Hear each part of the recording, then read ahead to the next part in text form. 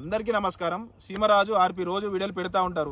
అందులో గమనించండి, అందులో ప్రజల సమస్యలకు సంబంధించి కానీ, కూటమి ప్రజలు చేసినటువంటి మోసాలకు సంబంధించి కానీ, ప్రజలు ఇబ్బంది పడుతున్న దానికి సంబంధించి కానీ, రాష్ట్రంలో ఎమ్మెల్యేల అవినీతికి సంబంధించి కానీ, ఆడవాళ్ళ భద్రతకు సంబంధించి కానీ, పోనీ ఇప్పుడు దేశంలో యుద్ధం జరుగుతూ ఉంది.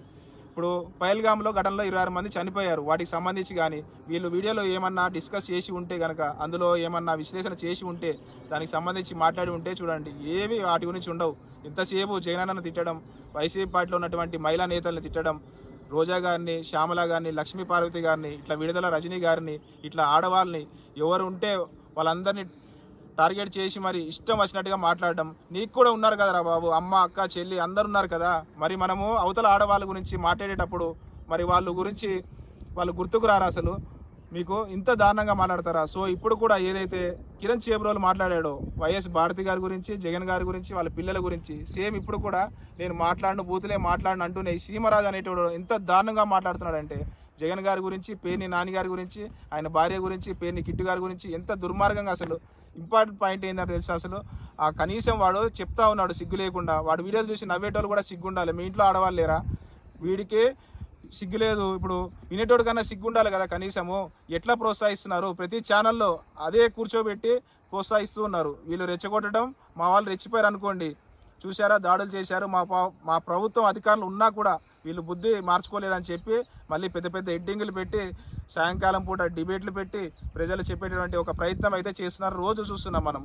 వాడు ఇన్ని తప్పులు చేస్తున్నాడు కాబట్టి దానికి ఆపుతారనే ప్రయత్నం అయితే ఎవ్వరు చేసలేరు. అసలు ఏ ఆడపిల్లకైనా కానీ ఏమన్నా కూడా, ఏ సోషల్ మీడియా వేదిక పోస్ట్ పెట్టినా కూడా సహించేది లేదని చెప్పి డిప్యూటీ సీఎం పవన్ కళ్యాణ్ గారు, మన రాష్ట్ర ముఖ్యమంత్రి చంద్రబాబు నాయుడు గారు వీళ్ళందరూ కూడా పెద్ద ఎత్తున మాట్లాడడం జరిగింది.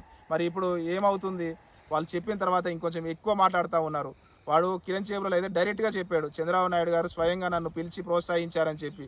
ఇప్పుడు సీమరాజు అనే వ్యక్తి కూడా నారా లోకేష్ ప్రోత్సహిస్తున్నారు అనే ఒక టాక్ అయితే ఉంది. అది నిజం కాదు అనుకుంటే ఈ వ్యక్తి మీద కూడా చర్యలు తీసుకోవాలి.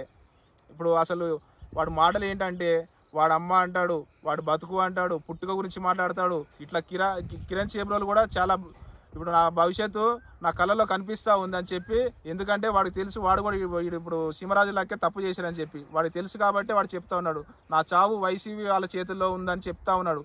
కనీసం ఇప్పటికైనా సైలెంట్గా ఉంటే మంచిది. ఈ సీమరాజు భవిష్యత్తు కూడా కనిపిస్తూ ఉంది, కళ్ళకి క్లియర్గా కనిపిస్తూ ఉంది. ఇప్పుడు వాడిని చూస్తే నాకైతే జాలి వేస్తుంది. వాడు ఆర్పి గాడు మాట్లాడుతుంటే కూడా జాలి అనిపిస్తూ ఉంది. ఎందుకంటే ఎందుకు ఇంత మాట్లాడడం ఎందుకు? అసలు అనవసరంగా ఎవడి కోసమో మాట్లాడి జీవితాన్ని ఎందుకు పాడు చేసుకోవడం? ఈ ప్రభుత్వాలు ఏమన్నా శాశ్వతంగా ఉంటాయా? ఎల్లకాలం ఇదే ప్రభుత్వం ఉండదు కదా. ప్రభుత్వాలు మారుతూ ఉంటాయి కదా. ఖచ్చితంగా సమాధానం అయితే చెప్పాలి కదా. వచ్చేది నెక్స్ట్ మేమే వస్తాం, మాకే సమాధానం చెప్పాలి. మీరందరూ గుర్తుపెట్టుకోండి.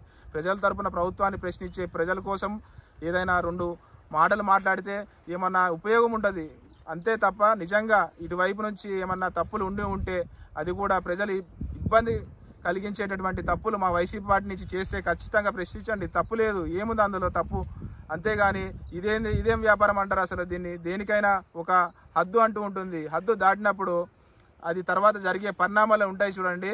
అలాంటి పరిస్థితి సీమరాజుకి అయితే ఖచ్చితంగా, సీమరాజు అనేటువంటి అయితే ఒక గట్టి శిక్ష అనేది మా జగన్మోహన్ రెడ్డి గారు చేస్తారు 100%. Thank you. ఇట్లా మీ పీ కోటేశ్వర, కందుకూరు నియోజకవర్గం.